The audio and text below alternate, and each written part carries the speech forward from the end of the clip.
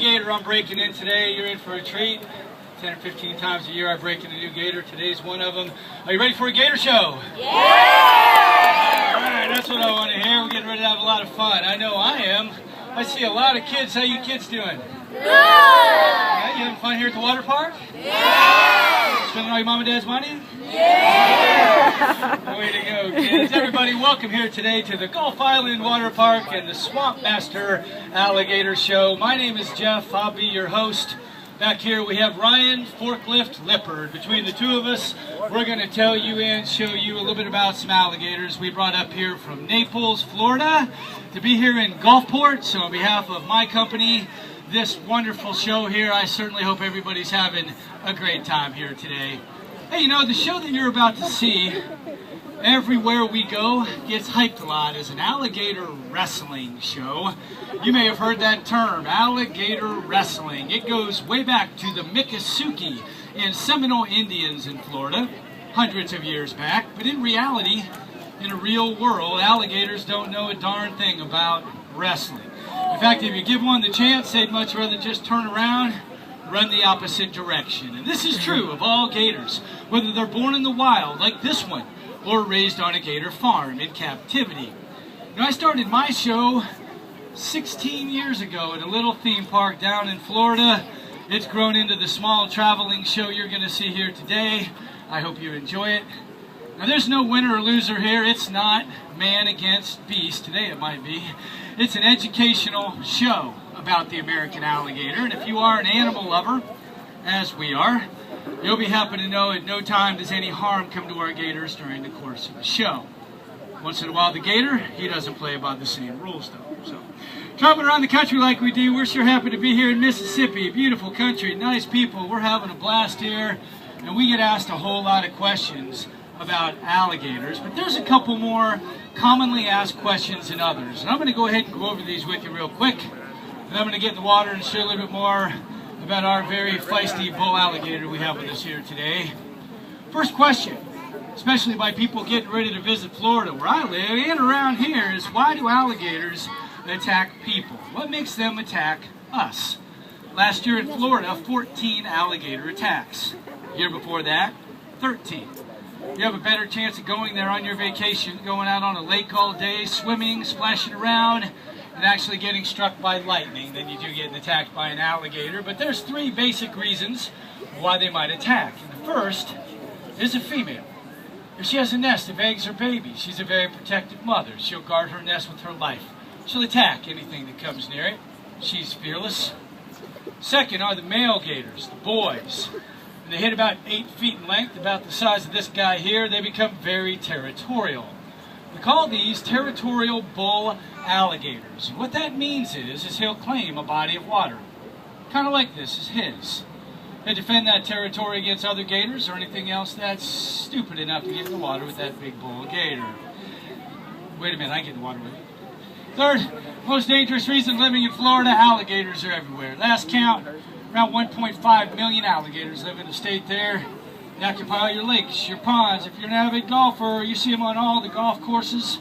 All your fresh bodies of water can have an alligator in it. It's common if you live on a lake or a river like myself, look out your window, there might be a 10-foot alligator just lying there. It happens every day. We think it's pretty cool. It's not that there's so many, but that people like to feed them. You know, they actually try and make them their pets. When you feed a wild alligator, as in any wild animal, they'll lose that natural fear that they have of us. And then you create a very dangerous animal. In the state of Florida, it's illegal. I don't know about Mississippi. In Florida, it's illegal just to feed a wild alligator. If you're caught, they might place you in jail. Definitely get a ticket, not only for our protection, but for the gators too. And those are your three basic reasons why they might attack a person. Generally, they're very shy. They'd much rather leave us alone if we choose to leave them alone. Next question people ask a lot. Man, it gets hot here in Gulfport, huh? Whew. Gotta stay hydrated. Gotta have your Gatorade, right? Boom. You should pay me to drink that. I gotta make that call. Patch right there, Gatorade. Next question people ask me is, where do I get my alligators from? Do I go out into the wild and catch these gators? Being a country boy, and as much fun as that can be, the answer to that question is no. That's illegal. They're a protected species. I go to alligator farms and I buy these gators. I purchase them. On the farms, there's two types of alligators that I buy for my show. First is your common farm-raised alligator, a gator that's raised on a farm like a cow, just like a chicken for his hide and meat, very valuable, shipped all around the world. The day that I buy these gators, the ones that I buy live, the ones that I don't die.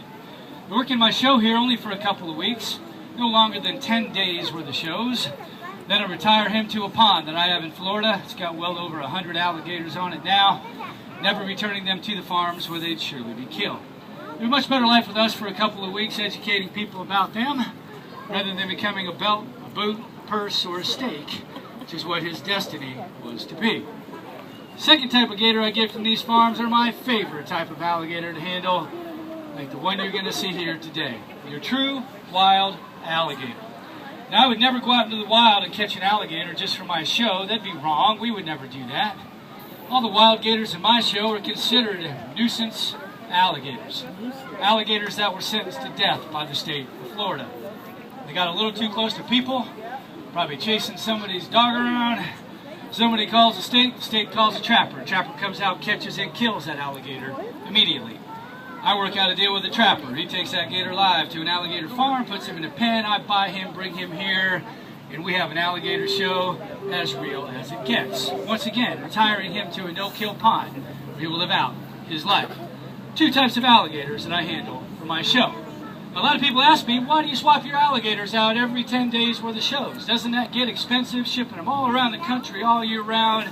Well, yes, it does. But it's what's always separated my gator show from any other alligator show you'll see. First of all, we don't want to hurt the alligator by using him over and over and over again like a theme park show you might see down in Florida.